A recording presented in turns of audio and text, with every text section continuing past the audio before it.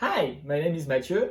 I am a graduate student in Learning, Design and Technology at the Stanford School of Education. One of the good things that this situation brought to me is that I had to reimagine my master's project. I started to do hands-on workshops online on Zoom. For the last 8 weeks, I've been facilitating more than 20 workshops, and I could see in children who came regularly that they started making their own project at home and teaching me what they did. They would walk around with their laptop to show me different things that they created. It gives an opportunity for children, young children, to come together to work on a similar project, even though they don't necessarily collaborate that much because this is very constrained by the tool.